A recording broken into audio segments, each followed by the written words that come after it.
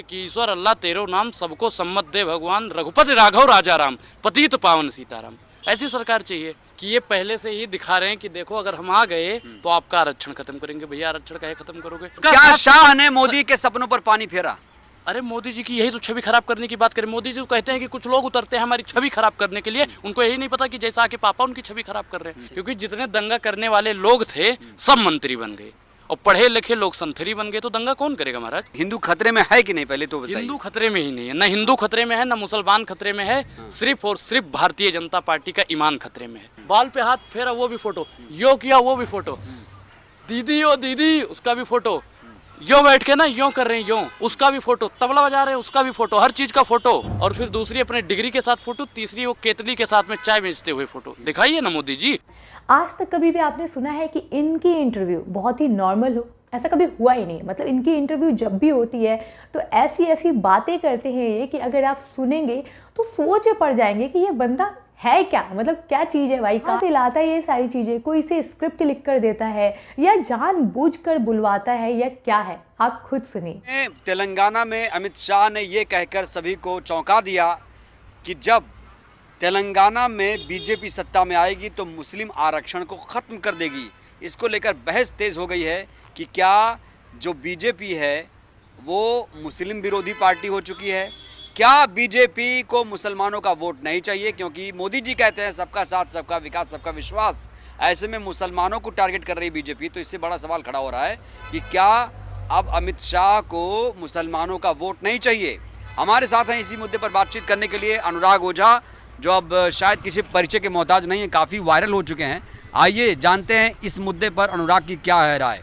अनुराग, क्या लगता है, क्या जो अमित शाह ने कहा है कि सत्ता में आए तो मुस्लिम आरक्षण खत्म कर देंगे, सही किया?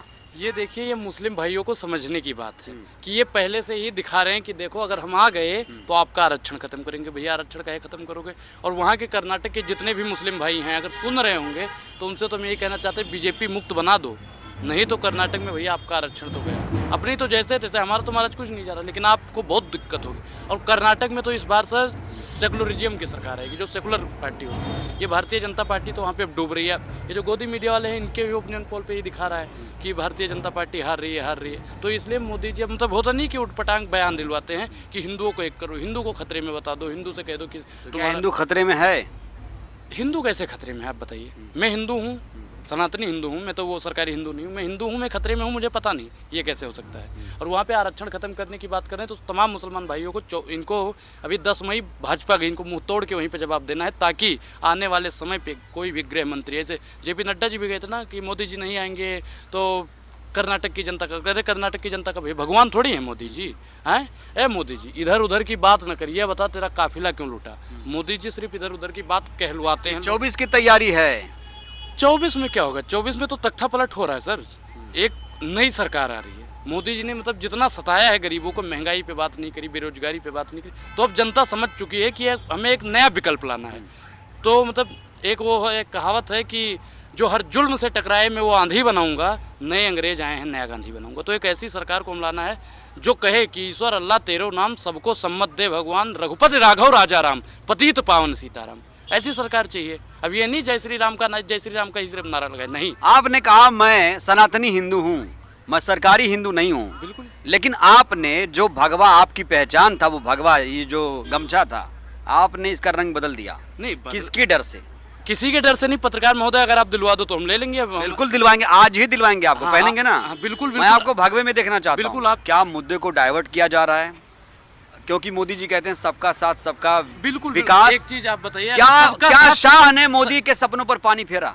अरे मोदी जी की यही तो छवि खराब करने की बात करें। मोदी जी तो कहते हैं कि कुछ लोग उतरते हैं हमारी छवि खराब करने के लिए, उनको यही नहीं पता कि जैसा आके पापा उनकी छवि खराब कर रहे हैं। मोदी जी ने कहा इस्लाम का मतलब होता है अमन, और अभी मोहन भागवत ने भी जल्द में कहा कि बिना मुसलमान के हिंदुस्तानी नहीं, मतलब हिंदू ही नहीं।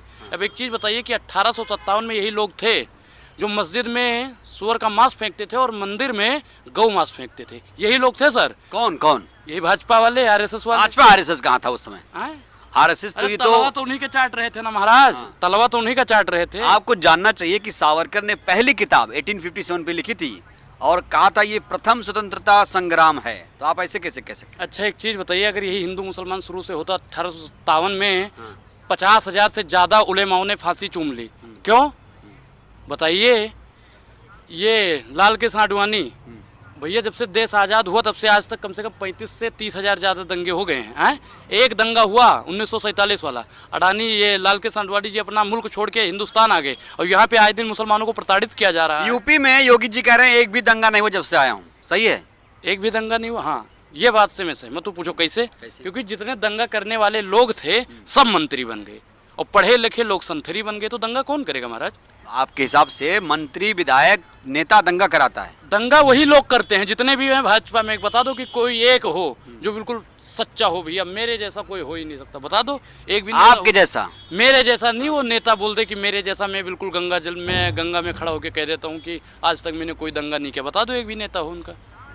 शाह ने जो कहा कि मुस्लिम आरक्षण खत्म करना, इसका सीधा मतलब यही तो हुआ ना कि उनको मुसलमानों को वोट ही नहीं चाहिए, यही तो हुआ। ये तो पहले से ही एक चीज समझने की बात है कि ये भारतीय जनता पार्टी एक हिंदू मुस्लिम कार्ड खेलती है हमेशा, क्योंकि यहाँ पे बहुसंख्यक हैं हिंदू हैं, तो वो कहती है कि अब हिंदू मुस्लिम अगर नहीं करेंगे तो हिंदुओं को वोट नहीं मिलेगा। क्योंकि अब जो सरकारी हिंदू थे वो भी बदल रहे हैं कि विकास नहीं हो रहा है। विकास हो रहा है तो हमें दिखा दो भैया कहाँ हो रहा है। लेकिन एक चीज देखिए, हिंदू में सबको हिंदू नहीं मानिए, क्योंकि दलित कहता मैं, आदिवासी कहता मैं हिंदू नहीं हूँ, उनको आज भी प्रताड़ित किया जाता है। मंदिरों में जाने से कैसे कैसे घटनाएं आ रही, मैंने आपको कई बार बताया है, कई खबरें आपने देखी होंगी। कहीं पर मूछ रखने पर मार दिया जाता है, कहीं पर घोड़ी चढ़ने पर मार दिया जाता है। तो आदिवासी दलित ये लगातार कहते हैं, जागरूक लोग, कि मैं भैया हिंदू नहीं हूँ। अब एक चीज़ बताइए, आदिवासी जो SC ST OBC के लोग हैं कहते हैं हम हिंदू ही नहीं हैं। अब बच्चे भैया हम तो 3-4% ही हैं, तो हम खतरे में किससे हैं ये बता दीजिए हमें पत्रकार महोदय। हिंदू हैं और खतरे में हैं तो किससे हैं ये भी बता दीजिए अब आप। नहीं तो आपसे मैंने पूछा तो हिंदू खतरे में है कि नहीं, पहले तो बताइए। हिंदू खतरे में ही नहीं है, ना हिंदू खतरे में है ना मुसलमान खतरे में है। सिर्फ और सिर्फ भारतीय जनता पार्टी का ईमान खतरे में है, क्योंकि वो बेईमानी पे उतरा हुआ है और गोदी मीडिया वही दिखा रही है हिंदू खतरे में, हिंदू खतरे में। देखिए यहाँ पे, अरे गोदी ये दलाल लोग हैं, तो दलाल लोग हैं महाराज, इनकी एक की भी हिम्मत हो, खुला चैलेंज देते हैं, आ जाएं इंटरव्यू लेने, आ जाएं। इंटरव्यू लिया आपने? शायद किसी ने लिया आपका इंटरव्यू, एक बार देखा गया? एक बार आज तक वालों पे लिया था, आज तक भैया वो क्लिप ही नहीं डाली। नहीं डाली वो मिली है। हमने क्या बोल दिया आपने? हमने कहा है मैडम आप बताइए हमारी क्लिपिया काहे नहीं डाली? अरे वो लायक नहीं था, तो हमने कहा अरुणपुरी जी ने मना किया था। का तो आप मोदी विरोधी बोलेंगे तो कैसे काम चलेगा? अच्छा हम मोदी का विरोध क्यों करेंगे भाई? मोदी कोई क्या है? मोदी जी प्रधानमंत्री जी का विरोध करेंगे आप, देश का विरोध हो जाएगा वो। तो ऐसा करिए कि भारत, अपने देश का नाम है भारत, उसका नाम भैया मोदी रख दो, ठीक? विरोध नहीं करेंगे। मतलब भारत का नाम मोदी रख दें तो विरोध नहीं करेंगे? अरे आप ही तो कह रहे हो कि मोदी का विरोध, देश का विरोध। अरे देश का नाम तो भारत है, मैं भारत। अडानी का विरोध देश का विरोध, मोदी जी का विरोध देश का विरोध, राष्ट्रवाद का विरोध। चोर उचक्कों गुंडे मवालियों का विरोध करता था, करता हूँ, करता रहूंगा, लेकिन मैं सच्चा देशभक्त था, हूँ और रहूंगा। आ जा रहा बीजेपी के एजेंट हैं, 24 जिता देंगे मोदी जी को। अरे भैया ऐसे ऐसे बोल के आप बांट देंगे हिंदू मुसलमानों को। हिंदू मुसलमान को तो हम एकता बनाना चाहते हैं, हिंदू मुसलमान मिलकर रहे वो चाहते हैं। और भारतीय जनता चाहती है कि फूट डालो राज करो, फूट डालो लूट डालो, ये उनकी पेशा है। भारतीय जनता पार्टी का ये पेशा है शुरू से ही। कुछ समय पहले भी यही करते थे। अब इनकी देख लो 2014 से पहले कितनी सीटें हुआ करती थी। इनमें जो लोग थे वो पढ़े लिखे लोग थे, अच्छे लोग थे, जो मतलब राजनीतिक मुद्दों पे ही करना चाहते थे। लेकिन अब अनपढ़ों की जमात जब से बैठ गई है, हिंदू मुसलमान कर दो। मोदी जी MA किया, उन्होंने BA किया, आप अनपढ़ बोल रहे हैं, केजरीवाल की भाषा बोल रहे हैं। सुनिए, वो अगर MA किए हम मानते हैं, हम मानते हैं कि चाय बेचना उनकी मजबूरी रही होगी, लेकिन MA करने के बाद 35 साल तक भीख मांगना ये मक्कारपन है महोदय। कहाँ पढ़ा मोदी जी ने भीख मांगा? किसने आपको ये बताया? मोदी जी खुद कहते मैं तो भीख मांगता था जी। और मुझे वो फोटो भी चाहिए भैया जिसमें मोदी जी चाय बेच रहे, केतली पकड़ के चाय बेच रहे। भैया इनकी 2 फोटो नहीं दिखी। फोटो कहाँ से लाएंगे? उतना पुराने जमाने की बात है वो। उस पुराने बात का सबूत मांगते हैं आपको। एक चीज बताइए भैया, जब तक प्रमाण नहीं होगा तब तक विश्वास काहे बात का होगा?